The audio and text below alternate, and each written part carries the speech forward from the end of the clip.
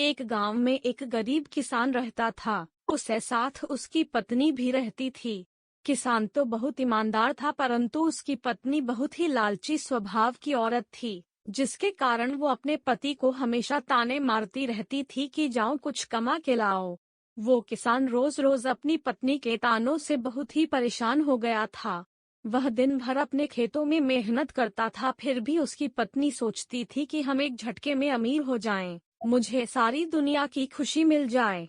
लेकिन किसान बार बार अपनी पत्नी को यही समझाता था कि हमें मेहनत करने के बाद खुशी मिलेगी, उससे अच्छी खुशी कुछ भी नहीं होती। लेकिन उसकी पत्नी के लालची स्वभाव के कारण उसे यह बातें समझ में ही नहीं आती थी। वो किसान अपनी पत्नी के तानों से बड़ा परेशान रहता था। एक दिन किसान जंगल में लकड़ी काटने गया और उस दिन धूप बहुत तेज थी, तो किसान धूप और गर्मी से बहुत जल्दी थक गया और वह आराम करने के लिए एक पेड़ के नीचे बैठ गया और अपनी पत्नी के बारे में सोचने लगा। इतने में एक साधु जंगल से गुजर रहे थे, तो उन्होंने उस किसान को देखा और समझ गए कि किसान जरूर किसी बात से परेशान है।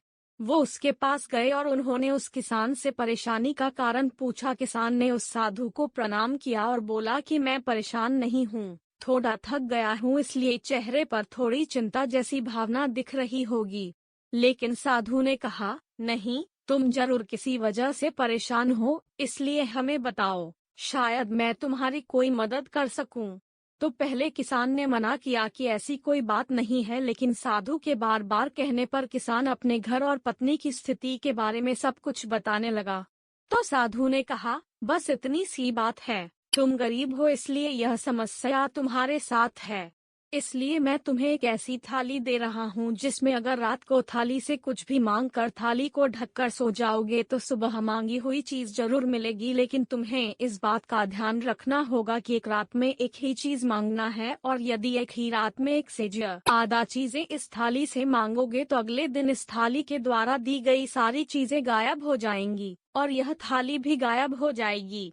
साधु की बात सुनकर किसान बहुत खुश हुआ और मन ही मन सोचने लगा कि सब चीजें धीरे धीरे बदल जाएंगी, हम गरीब से अमीर हो जाएंगे और हमारी पत्नी भी खुश रहेगी।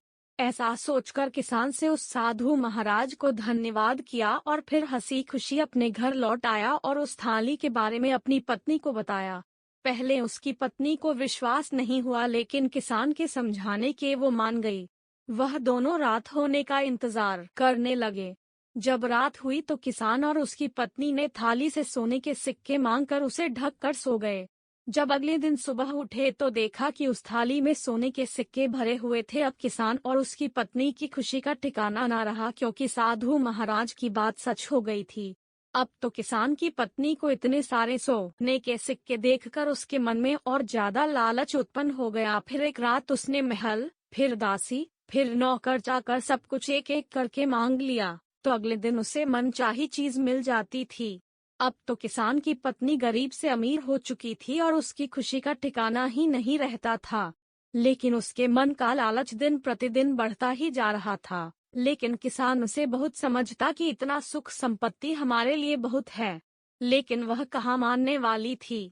इसी बीच किसान एक दिन जरूरी काम से कहीं बाहर गया हुआ था और रात को घर वापस नहीं आ पाया था। तो किसान की पत्नी ने उस रथ थाली से एक साथ ही ढेर सारी चीजें मांग ली।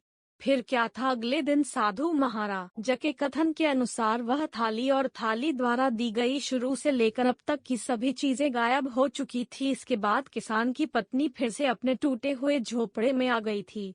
यह सब देखकर वो पछताने लगी। इतने में किसान भी आ गया और ये सब देखकर उसे समझने में जरा भी देर नहीं लगी और अपनी पत्नी को खूब बोल आकार और कहा, और करो लालच। लेकिन अब सिर्फ पछताने के सिवा कुछ नहीं बचा था, क्योंकि जैसा कहा भी गया है कि लालच बुरी बला होती है। इंसान को जल्दी समझ नहीं आता, उसे तभी समझ में आता है जब सब कुछ खत्म हो चुका होता है और सिर्फ पछताना ही शेष होता है। दोस्तों, मुझे उम्मीद आप लोगों के ये कहानी पसंद आई होगी, और भी मजेदार कहानियाँ सुनाने के बेल आइकॉन को प्रेस करना ना भूले। Thanks for watching.